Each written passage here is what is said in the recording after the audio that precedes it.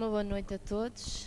Espero que a semana tenha corrido bem e que realmente nós possamos ter aproveitado estas mensagens que nos vieram ter connosco todas as noites para aprendermos um pouquinho mais de Deus e para aprofundarmos o nosso relacionamento com Ele também.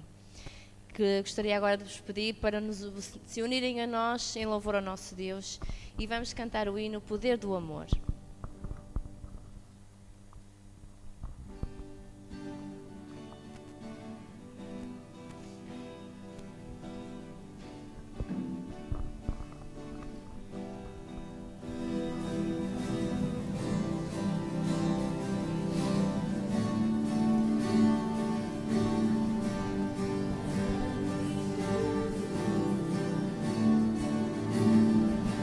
Venho a ti, Jesus.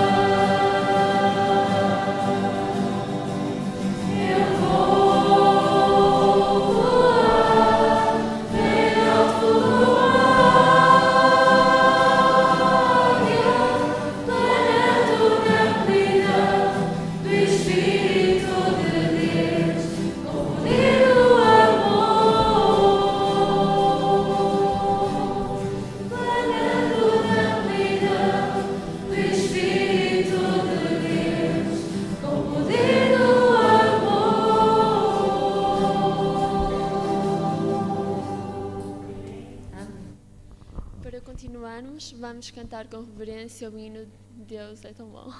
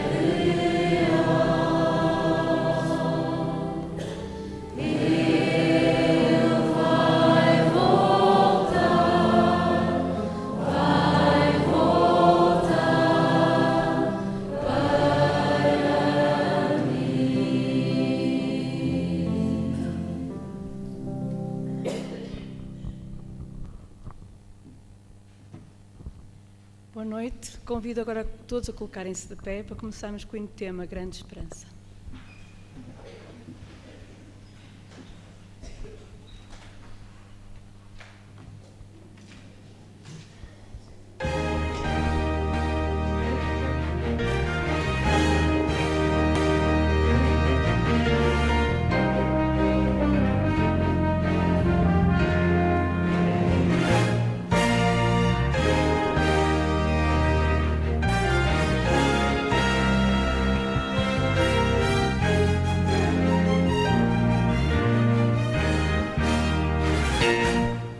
Os heróis do passado deixaram um grande legado. Ao erguerem com santa ousadia a bandeira da cruz, com coragem venceram os gigantes, superando os inimigos com fé, inspirados no exemplo maior que é Cristo Jesus.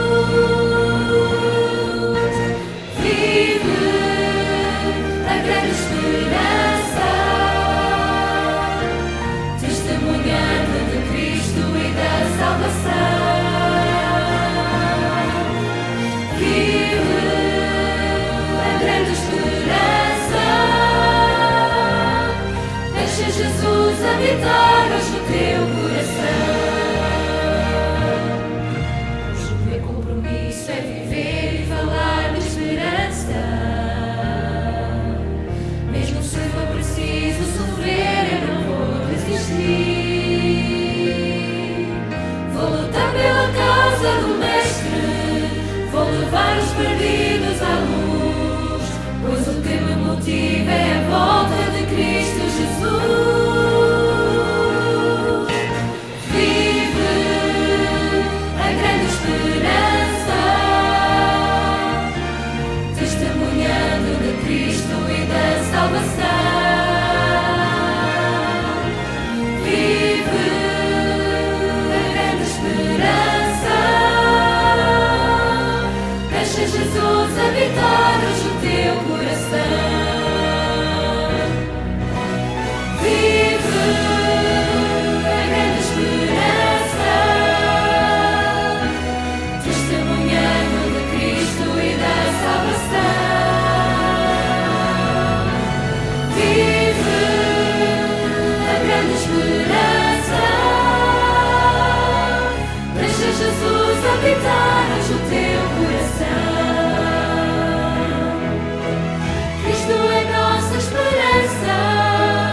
Cristo é a grande esperança.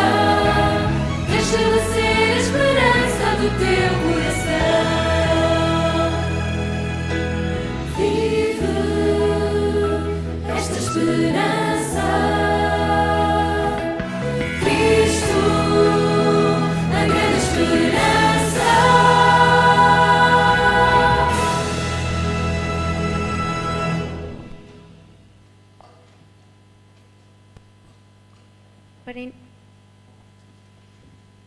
Para iniciarmos esta reunião de oração, vamos nos ajoelhar e orar ao nosso Deus.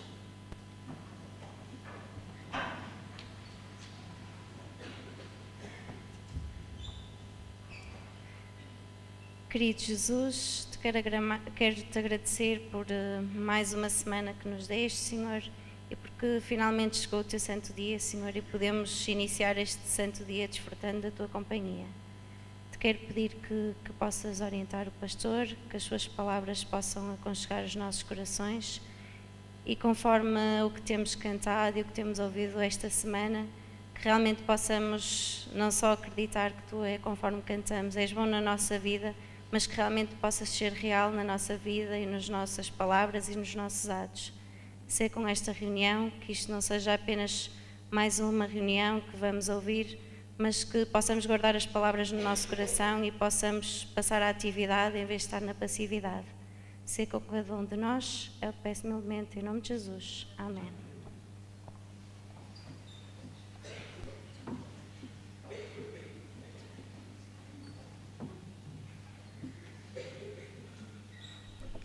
Mais uma vez, boa noite. Conforme já é habitual, vamos passar aos nossos momentos de oração, como é natural nesta semana de oração de jovens.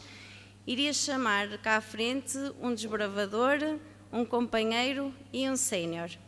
Eu vou pedir a cada classe, cada faixa etária, que possa orar. O desbravador vai orar pelos jovens mais jovens, o companheiro pelos jovens adolescentes e o sénior pelos jovens mais sábios. Vamos assim dizer, somos todos jovens, estamos aqui nesta semana de oração de jovens e que possamos orar pela nossa igreja, que possamos nos fortificar não só nesta semana, mas a todos os dias da nossa vida a Jesus.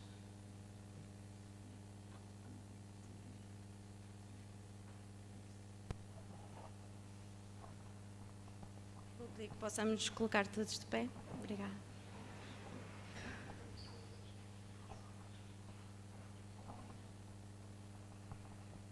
Senhor, quero-te pedir hoje que abençoes todos os desbravadores aqui presentes, Senhor, e os que estão lá fora, Senhor.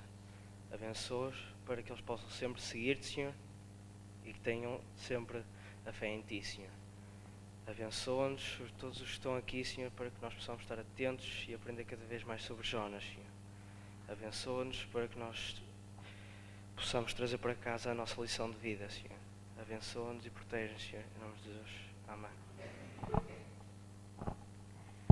Paizinho, estás mais alto dos céus, te venho agradecer, Pai, por podermos estar aqui hoje na tua santa casa. Senhor, te venho pedir por todos os jovens que estão lá fora, Pai, que ainda não conhecem a tua palavra. Por favor, Pai, usa-nos a nós que estamos aqui para que possamos levar a tua mensagem a todos. Senhor, te venho pedir também neste momento por todos os jovens que estão afastados, que na sua caminhada alguma vez vacilaram, Pai. Por favor, conforta-os, Senhor. São este favor que os peço e agradeço. Em nome de Santo Jesus. Amém. Neste momento, Pai, te vimos agradecer porque criaste em nós o desejo de podermos estar aqui. Agradecemos também, Senhor, todas as faixas etárias que estão aqui presentes.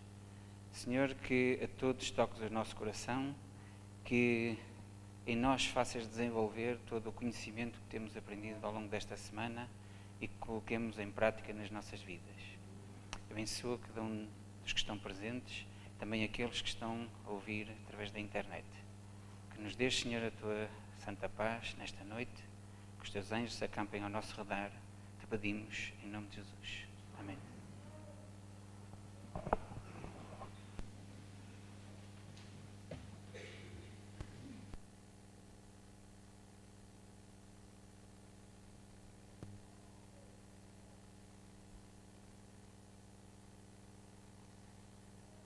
Boa noite. Um bom sábado. Boa noite para si também que nos acompanha a partir das suas casas, a partir do lugar onde se encontra. É um prazer estar consigo também, através da internet, já quase na reta final desta semana de oração de nesta semana de oração de jovens. E eu espero que nós tenhamos ficado a aprender alguma coisa mais engraçada sobre este profeta, sobre nós próprios, e sobre como a Bíblia é um livro tremendamente importante e interessante, do qual, deixem-me dizer-vos, nós só afloramos um bocadinho. Para não nos tornarmos maçudos, nós temos que fazer isto, só afloramos um bocadinho. Porque se fôssemos a aprofundar às vezes certas palavras, certas frases que nós encontramos neste livro, teríamos ainda outra semana. Mas para continuarmos a consolidar aquilo que aprendemos ontem, vamos às nossas perguntas habituais. 3 perguntas. A oração de Jonas, no capítulo 4, contém no texto hebraico as expressões eu ou meu quantas vezes? 6 vezes? 7 vezes? Ou 9 vezes? 9 vezes. Vocês não estavam muito convencidos. São 9 vezes. 9 vezes a oração de Jonas no capítulo 4 contém as palavras eu ou meu. A resposta de Deus a Jonas, por sua vez, tem 3 palavras, 5 palavras ou 2 palavras. 3 palavras, exatamente. Menos convencidos ainda, só houve uma voz. Vocês ontem não estiveram mesmo com atenção. 3 palavras. Agora, nesta é que vocês não falham de certeza. A planta que Deus fez aparecer sobre Jonas, era uma aboboreira, um quicaione ou uma palmeira. Quicaione.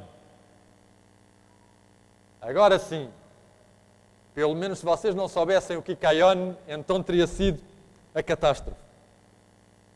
Certa vez, o pastor Jimmy Trujillo, que esteve, não sei se há aqui alguém que esteve no Campori de Friedenau, há cerca de,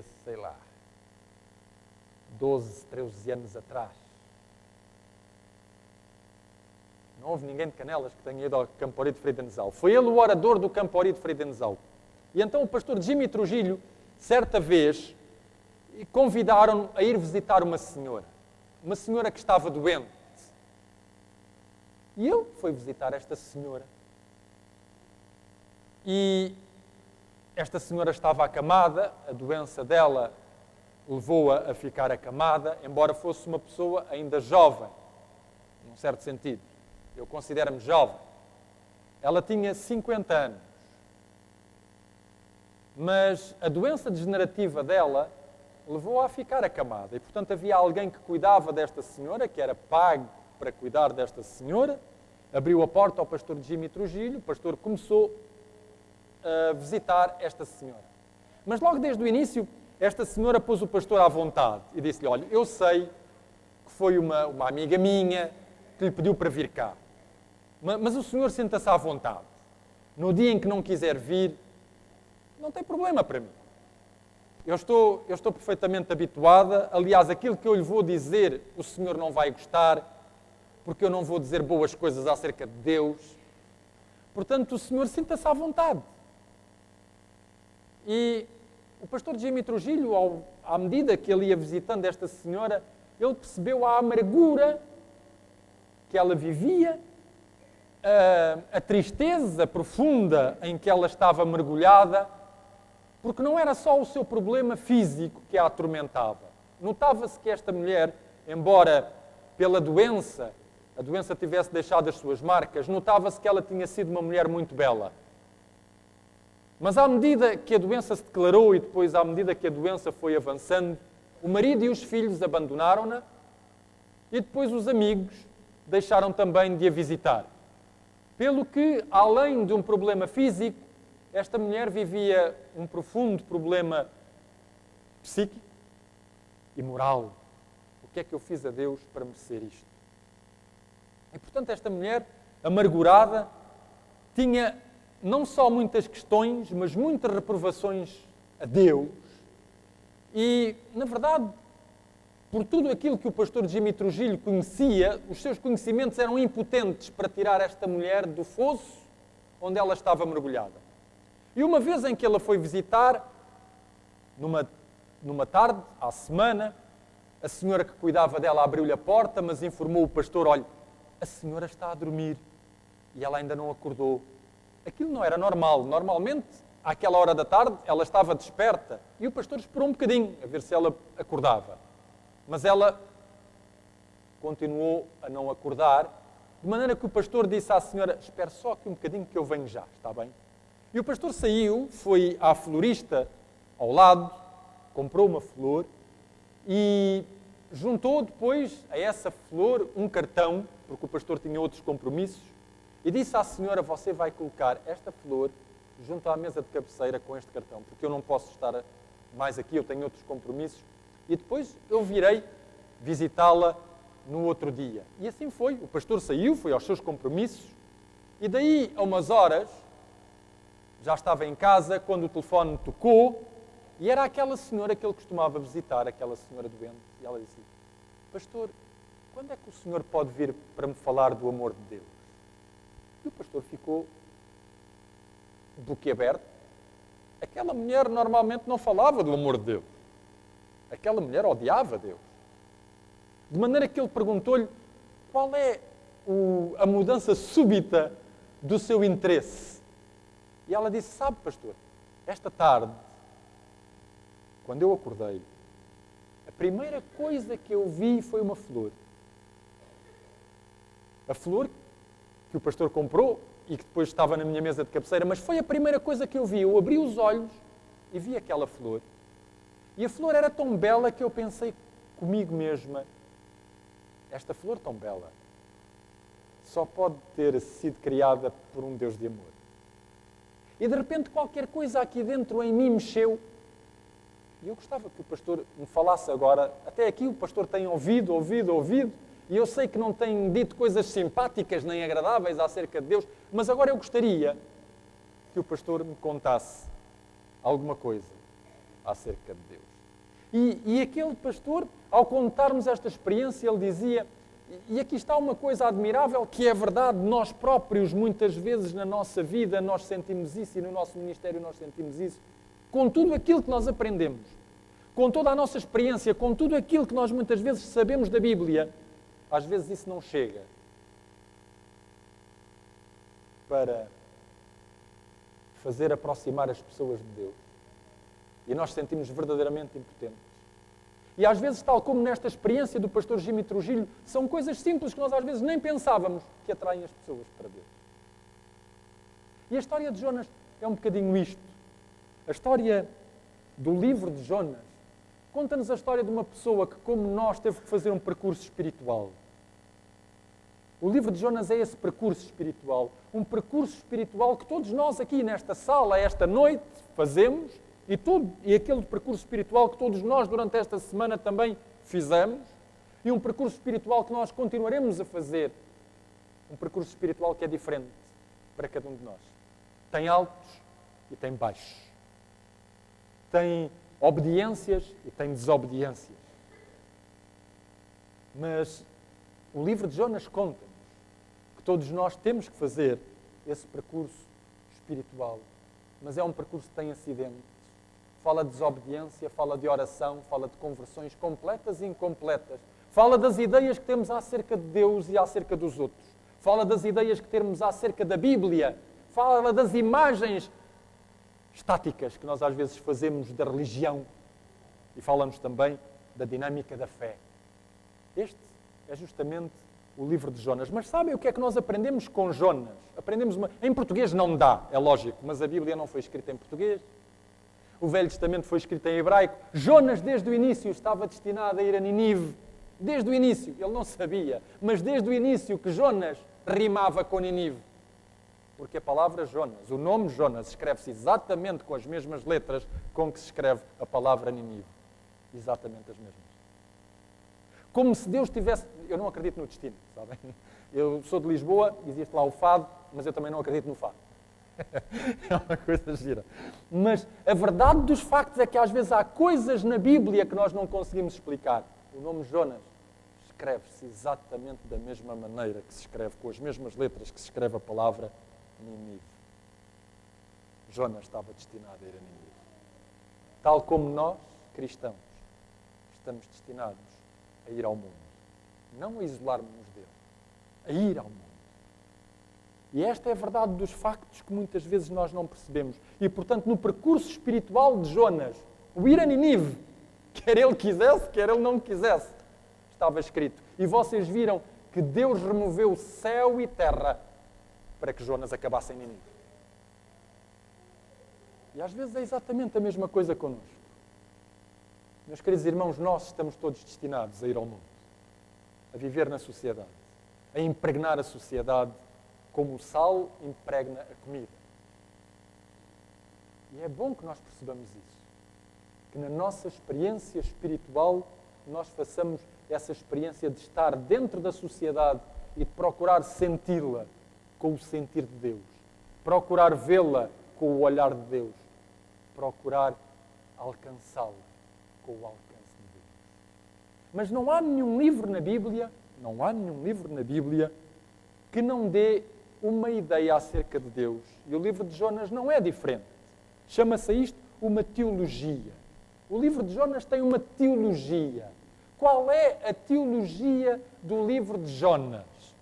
Todos os livros da Bíblia têm uma teologia. Agora, há uma coisa que eu quero partilhar convosco, que às vezes não é fácil.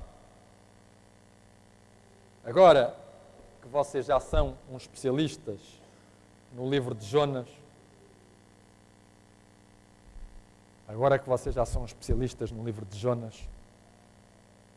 é bom que vocês saibam uma coisa. A Bíblia toda apresenta uma teologia, certo? E essa teologia nós normalmente damos-la quando falamos de estudos bíblicos. Mas cada livro por si, cada livro da Bíblia por si, apresenta uma determinada teologia. Essa teologia tem a ver com a experiência de quem escreve, tem a ver com o objetivo de quem escreve, tem a ver com o contexto da própria altura. Há uma série de fatores. E o livro de Jonas tem uma determinada teologia. Vocês estão prontos? E já me podem dizer qual é a teologia do livro de Jonas? Podemos começar? Vamos começar. Primeiro, o livro de Jonas começa por nos dizer que Deus vem até nós. E onde é que no livro de Jonas diz que Deus vem até nós? Agora que vocês são especialistas, já sabem. Onde é que diz que Deus vem até nós? Veio a palavra do Senhor a Jonas. A palavra do Senhor vem até nós. Deus vem até nós. Ele vem até nós para fazer o quê? Para fazer o quê? Em primeiro lugar, para falar, sem dúvida alguma, para dialogar connosco, mas para nos desinstalar. Há uma linguagem informática que é instalar e desinstalar. Instalamos programas, desinstalamos programas. E Deus vem até nós para nos desinstalar. E não há nenhum estudante da Bíblia, não há nenhum estudante da Bíblia que não seja desinstalado. Senão, não é estudante da Bíblia. Sabem qual é o problema que nós temos muitas vezes na nossa religiosidade como crentes, membros de igreja? É que nós às vezes habituamos a certas coisas. Habituamos-nos a dizerem sempre as mesmas coisas. Habituamos-nos a uma determinada visão das Escrituras. E ficamos ali. Ficamos ali como um fóssil. E se há coisa que Deus não quer que nós sejamos, é fósseis. E é por isso que a primeira coisa que Deus faz quando nós estudamos a Bíblia é desinstalar-nos, desenraizar-nos. Quando eu cheguei a Colonge, o meu primeiro professor que eu tive foi o pastor Teófilo Ferreira. Primeira aula, eu ainda me lembro como se fosse hoje. Na primeira aula, o pastor Teófilo Ferreira disse uma coisa muito simples. Meus amigos, vocês preparem-se, nós vamos dinamitar a vossa fé. Ops! Eu pensava que já sabia tanta coisa. E depois ele disse, e depois de nós dinamitarmos isto, vamos começar a construir. E é verdade, foi de tal maneira dinamitado que eu um dia cheguei ao pé da minha esposa e disse assim, graças a Deus já sou ateu. Tudo aquilo em que eu acreditava já se foi. E agora, olha, tem que se construir qualquer coisa. E a verdade é que depois começou-se a construir, e a construir. E a palavra de Deus é isto. Deus vem até nós para nos desinstalar, para nos pôr a mexer, não é? Ele diz, vem a palavra do Senhor até Jonas a dizer o quê? Vai, mexe-te. Havia um ditado aqui há um tempo que dizia assim, mexa-se pela sua saúde.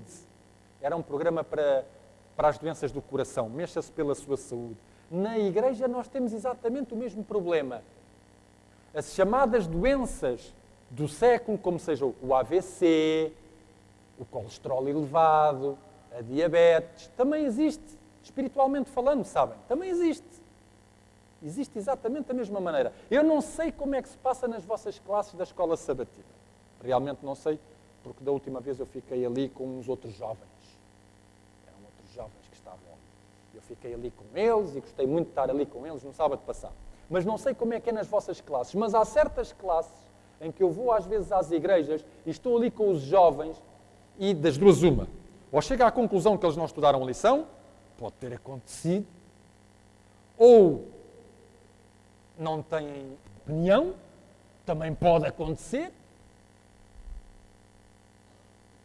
ou deixam apenas que o outro fale, porque só o monitor é que fala e eles estão ali. São aquilo que eu chamo verbos de encher. Mas isso não dá. Isso chama-se, sabe o quê? Diabetes espiritual. Faz mal à saúde. É verdade, faz mal à saúde. E o AVC também existe, espiritualmente falando. E o colesterol elevado também. É quando nós achamos que já sabemos tanto da Bíblia que aquela pessoa que vai pregar já não traz nada de novo. Quando nós começamos a sentir isto na igreja, das duas uma. Ou perdeu-se a criatividade, pode acontecer, ou então nós já estamos de tal maneira calcinados que isto já não mexe. E a primeira coisa que nós aprendemos com a palavra de Deus é que ela mexe. Ela tem que mexer. Ela tem que mexer connosco. E se ela não mexer connosco, meus amigos, é porque nós estamos em risco de vida. Estamos com a saúde espiritual em risco. Porque ela, por natureza, mexe. E a primeira coisa que nós aprendemos é que o livro de Jonas começa justamente por nos dizer que Deus vem até nós para nos desinstalar. Desinstalar. Não se esqueçam dessa palavra. Deus vem até nós para nos desinstalar. Uma outra imagem que nós temos neste livro é que Deus é aquele que providencia. Muito bem. O que é que Deus providencia já agora?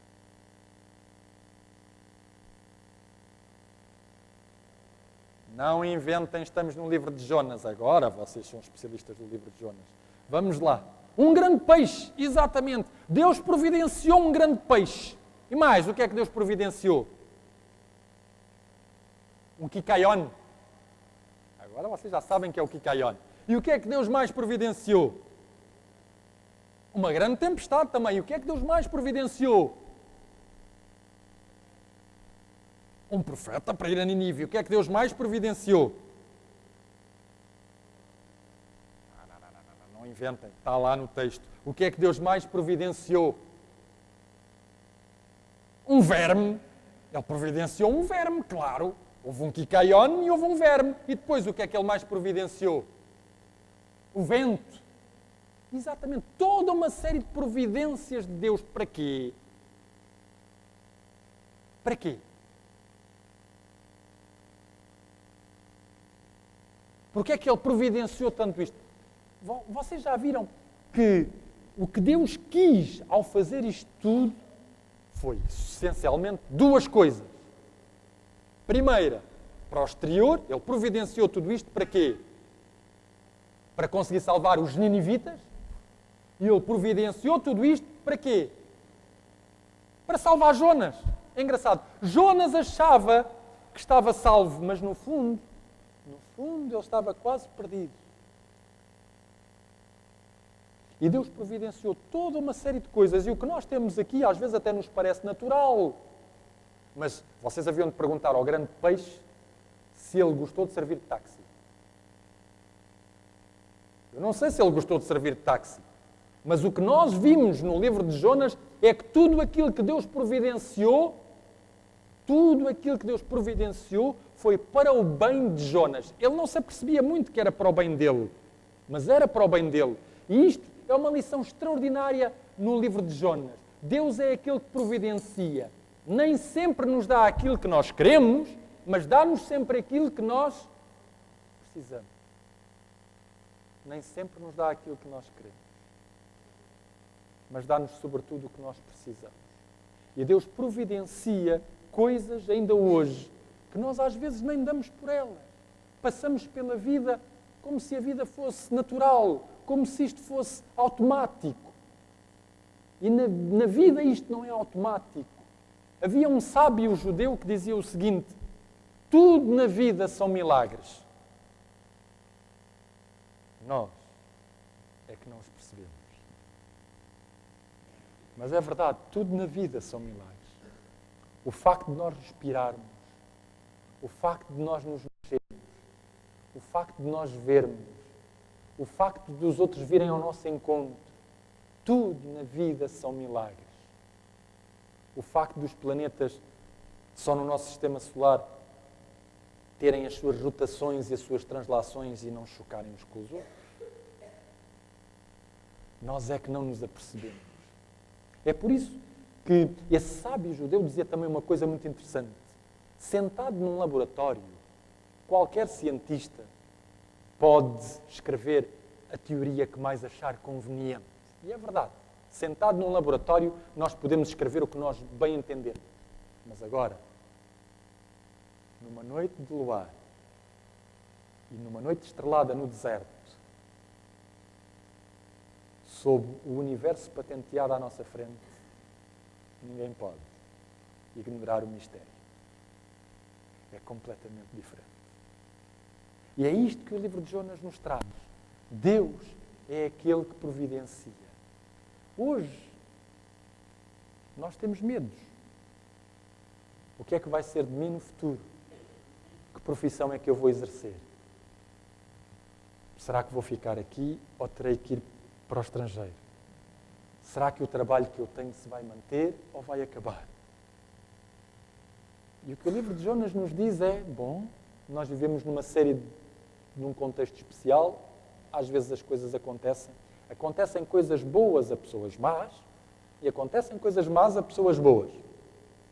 Mas o que quer que aconteça, nunca se esqueçam, Deus é aquele que providencia. Deus é aquele que tem na sua mão o nosso bem-estar.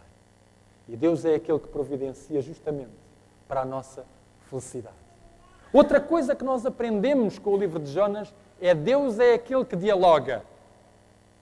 Ora bem, agora aqui, meus amigos adolescentes. Consegui a vossa atenção, chamei-vos adolescentes. Quando vocês dialogam uns com os outros e quando não estão de acordo, como é que vocês ficam?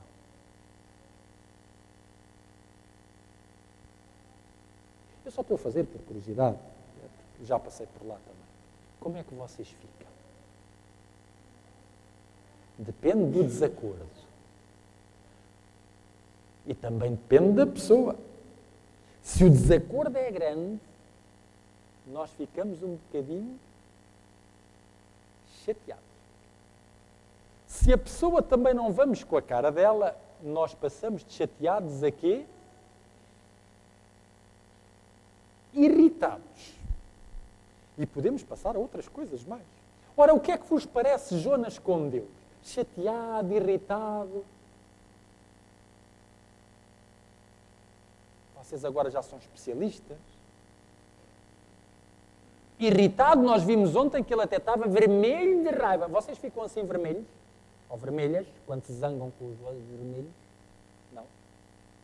Ora, o que nós aprendemos é agir, porque Deus dialoga connosco, mesmo se nós ficarmos irritados, vermelhos, mesmo se nós blasfemarmos, mesmo se nós o insultarmos, Deus continua a dialogar connosco.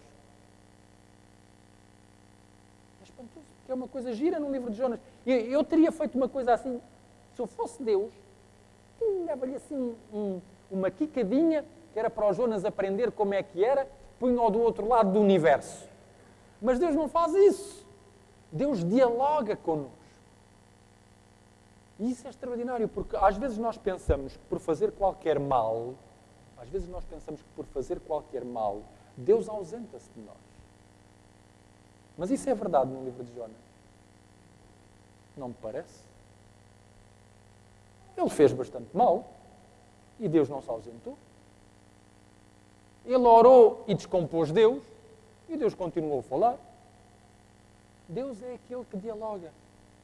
Porque Deus sabe que se Ele dialogar connosco,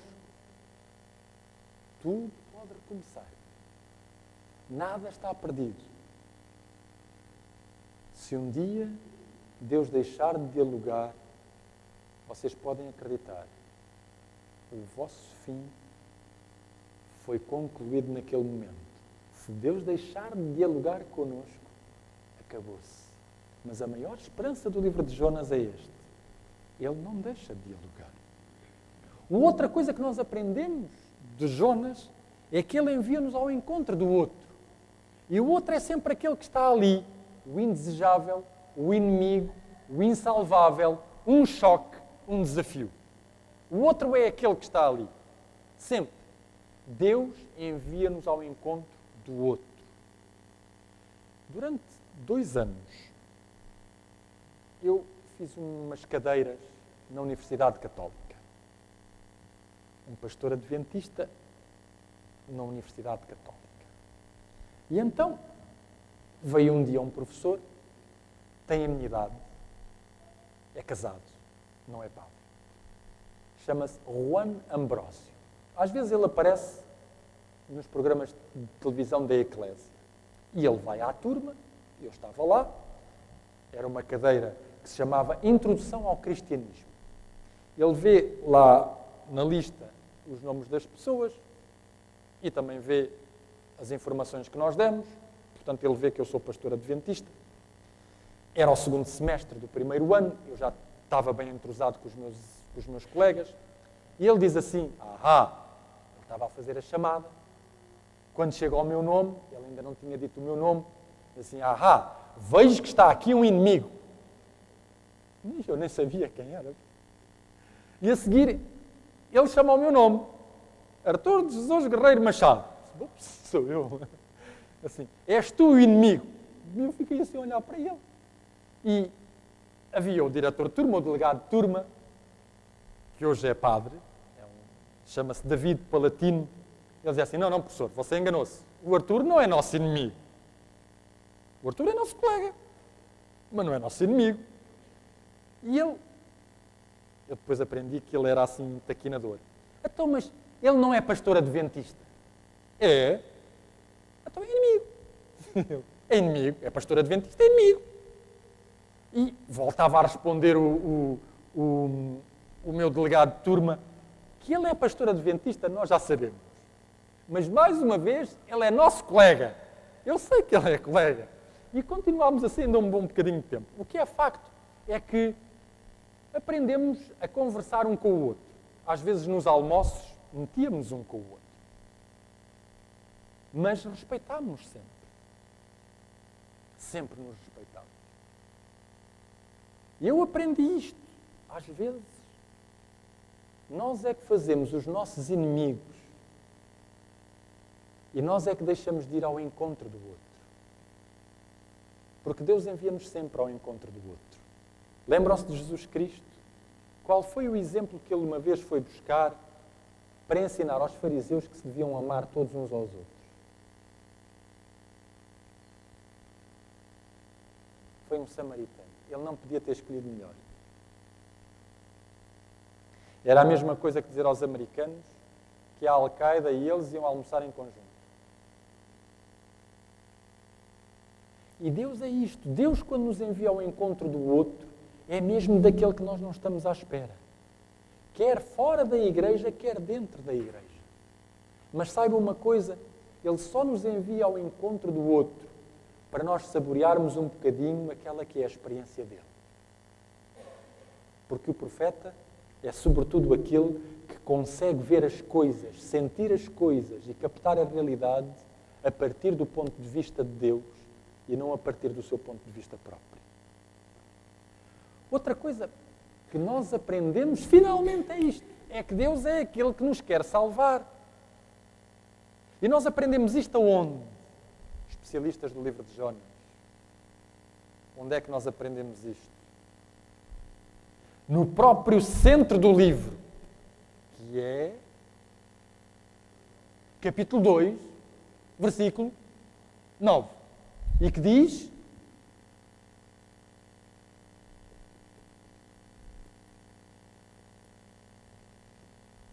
ao Senhor pertence a salvação. Deus é aquele que nos quer salvar. E nós aprendemos com Jonas que Deus não se poupa a esforços quando nos quer salvar. Deus não se poupa a esforços. E isto é uma excelente notícia. Deus quer nos salvar. É lógico que Ele não nos vai salvar contra a nossa vontade. E como eu já vos disse, eu não acredito na teoria que um dia Deus vai salvar toda a gente. Não vai. Não vai. Ele nunca nos salvará contra a nossa vontade. Mas Ele também percebe que muitas vezes o que nós fazemos é amoar um bocadinho. E aí Ele força um bocadinho a entrada. Eu aprendi uma coisa interessante acerca de Deus. Vocês seriam capazes de utilizar no clube de desbravadores um desbravador que quando vocês o fossem fazer montar uma tenda, ele a furasse?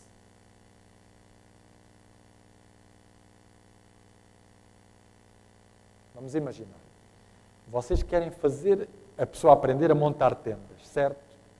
Mas vocês desconfiam que se ele for montar a tenda, ele vai furá-la. E ainda por cima a tenda é vossa. Vocês mandavam-no montar a tenda.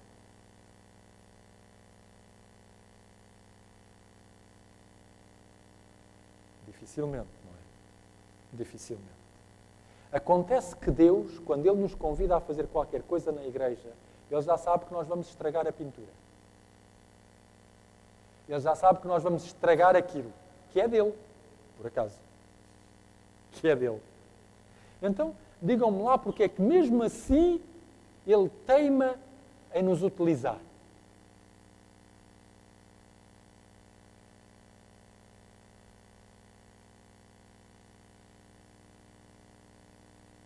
É a única maneira de aprender. É a única maneira de aprender. Todos nós, aqui presentes nesta igreja, eu incluído em primeiro lugar, apesar da nossa grande sabedoria, apesar da nossa muita experiência, cada vez que Deus nos utiliza na sua obra, Ele já sabe que isto vai correr mal. Mas Ele continua a utilizar-nos. Pela simples razão que é a única maneira de aprendermos e pela razão que Ele, sobretudo, nos quer salvar. E por isso, Ele não se importa provisoriamente de assumir alguns riscos, desde que isso contribua para a nossa própria salvação. Talvez vocês não conheçam a história deste senhor. Chama-se Ben Hooper. Já viveu há muito tempo. Olha, nem quando ele nasceu eu era vivo. Vejam lá. Ele nasceu em 1870. Já lá vão uns anos. Mas o problema deste homem, em 1870, é que ele não tinha pai. Ou seja, ele era filho de mãe solteira. Ainda hoje, às vezes, é um problema quando se é filho de mãe solteira. Naquela altura, era um crime de lesa majestade. E, portanto, este rapaz, cresceu marginalizado por toda a gente. Porque ele não tinha pai. O pai dele não quis assumir a paternidade. E, portanto, quando ele começou a ir à escola, os outros miúdos tinham ordem dos pais para não brincarem com ele. E ninguém brincava com ele. Pelo que ele, no recreio, não saía da classe. Ficava a estudar porque ninguém brincava com ele. À hora do almoço, ninguém almoçava com ele. Pelo que ele almoçava sozinho. Quando ele ia às compras com a mãe, os pais das outras crianças passavam pela mãe, olhavam para ele e diziam: quem é que será o pai deste rapaz? Faz-vos lembrar uma canção, não faz? Mas isto era verdade. Isto era absolutamente verdade. E acontece que ele cresceu assim. E ainda por cima, na cidade dele, que era uma cidade pequena, eles eram quase todos cristãos, batistas. E um dia, é claro que ele não ia à igreja. Para que é que ele ia à igreja? Se quando ele ia à igreja ninguém lhe ligava, ele deixou de ir à igreja. Mas ele ouviu dizer que na igreja tinha chegado um novo pastor. É sempre bom quando chega um novo pastor. E que agora este novo pastor tinha uma maneira diferente de pregar e falava bem com as pessoas e aceitava toda a gente. E pelo sim, pelo não, de ouvir dizer tanta coisa, ele um dia foi à igreja, à sua igreja batista. Entrou, já depois do culto ter começado, ele entrou, sentou-se um bocadinho, ouviu e gostou do que ouviu. Mas muito antes do pastor acabar, ele foi-se embora. E no domingo seguinte, ele voltou outra vez. E fez exatamente a mesma coisa. Ouviu, antes do pastor acabar, foi-se embora. E voltou a fazer isto no terceiro domingo, quarto domingo, quinto domingo, até que no sétimo domingo, o pastor pregou de tal maneira que ele gostou tanto que se esqueceu de se ir embora. E não notou que a igreja estava a abarrotar. Pelo que quando o pastor terminou o sermão e ele se quis ir embora, estava tudo cheio. Tudo cheio de gente. E ele, mesmo assim, lá ia tentando a começar a tentar furar as pessoas, quando de repente sentiu uma mão por trás dele. Ele virou-se e era o pastor. E o pastor olhou para aquele rapaz e fez a pergunta que toda a gente naquela sala queria ver respondida há muitos anos. Quem és tu, rapaz? E de repente fez-se um silêncio mortal. E o pastor percebeu quem era aquele rapaz. Ele ficou muito sério e muito vermelho e o pastor começou-se a rir. Começou a sorrir, abriu um enorme sorriso e disse: eu já sei quem tu és. Tu és um filho de Deus. E ele respirou de alívio. E daí o pastor pôs o braço por cima dele, foi com ele até à saída e disse-lhe assim: agora vou-te dizer uma coisa muito importante. Porque tu és um filho de Deus, tu deves preservar esta herança. E deves fazer com que esta herança verdadeiramente dê frutos para ti, para a igreja e para a sociedade. Ben Hooper tornou-se advogado e foi o governador do estado do Tennessee entre os anos de 1911 a 1914. Mesmo depois de ele ter deixado de ser governador, ele continuou a ser uma referência moral e religiosa para a sua comunidade. Quem diria? Um rapaz que começou por ser absolutamente desprezado por algo que ele não tinha absolutamente culpa nenhuma. Meus amigos, o livro de Jonas diz-nos isto justamente. É por isso que ele termina com uma pergunta. Ele termina com uma pergunta porque ele diz-nos assim, e foi esta a reflexão que Jonas fez no final. Passei por isto tudo. Era um profeta e não me portei bem como um profeta. Mas, sobretudo, descobri que se Deus nos deixa uma pergunta no final, é para nós respondermos sim. Por uma razão muito simples. Somos todos filhos de Deus. Devemos todos viver à altura do imenso chamado que Deus nos lançou. E devemos todos viver com a dignidade desse chamado. Não por nós, mas por honra e glória daquele que nos chamou. Que Deus nos ajude a viver e a agir como profetas, como verdadeiros filhos de Deus.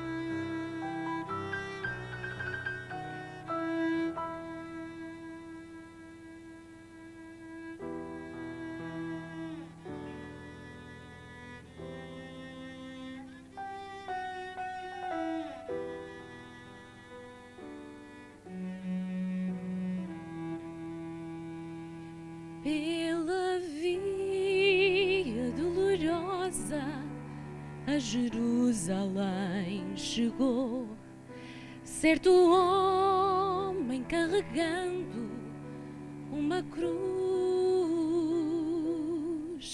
Multidões queriam ver o homem condenado a morrer.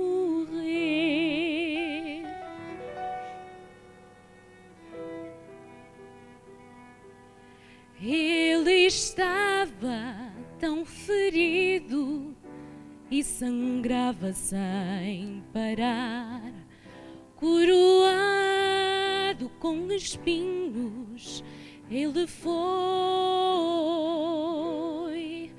e em dor podia ver o escárnio dos que o punham para morrer. Pela via dolorosa que é a estrada do horror, qual ovelha veio Cristo Rei e Senhor, e Ele foi quem escolheu dar a vida por ti e por mim. Pela via dolorosa meu Jesus sofreu assim.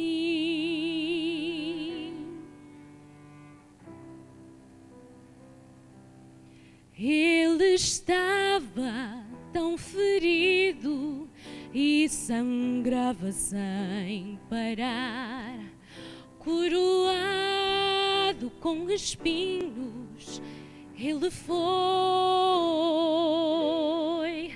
e em dor podia ver o escárnio dos que o punham para morrer. Pela via dolorosa que é a estrada do horror, qual ovelha veio Cristo Rei e Senhor, e Ele foi quem escolheu dar a vida por ti e por mim. Pela via dolorosa meu Jesus sofreu assim. Jesus se entregou, mostrou o seu amor, morreu numa cruz em Jerusalém.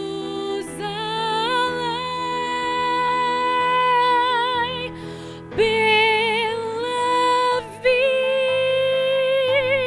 via dolorosa que é a estrada do horror, qual ovelha veio Cristo Rei e Senhor, e Ele foi quem escolheu dar a vida por ti e por mim. Pela via dolorosa meu Jesus sofreu assim. Ele sofreu por mim.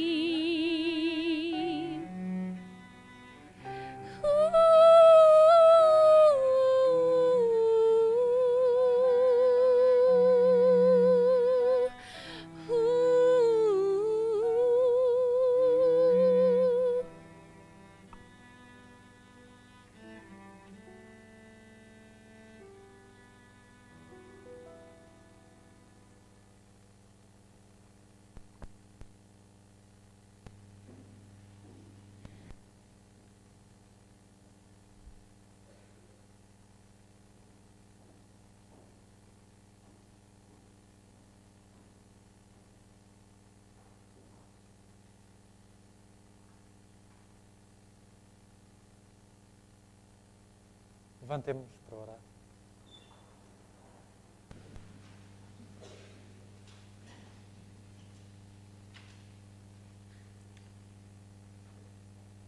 Pai nosso que estás nos céus, nós te queremos agradecer por aquilo que tu revelas na tua palavra acerca de ti mesmo, pela maneira como tu te apresentas, como tu deixas explícitas as tuas intenções a nosso respeito, como tu desejas que façamos um percurso espiritual que nos conduza não apenas até a ti, mas até aos outros, para aprendermos a ver, a sentir, a perceber todos os imponderáveis da realidade que está à nossa volta, da mesma maneira que tu os sentes, vês e percebes. Ajuda-nos a desenvolver essa perspectiva e perdoa-nos, Senhor, se tantas vezes nós pensamos que conseguimos por nós próprios fazer alguma coisa. Ajuda-nos, sobretudo, a depender de Ti e dá-nos sabedoria para cada vez mais lermos a Tua Palavra e percebermos realmente onde ela nos quer conduzir. Percebermos realmente o bem que ela quer produzir na nossa vida. Gratos te estamos, Senhor, pela maneira como Tu continuas a revelar-te a cada um de nós, sobretudo neste Teu santo dia em que podemos descansar e estar mais aptos para perceber as Tuas intenções e o Teu existir na nossa vida e ao nosso redor. Por isso, ajuda-nos a sermos cada vez mais apercebidos e disponíveis para a Tua influência. Te agradecemos em nome de Jesus. Amém.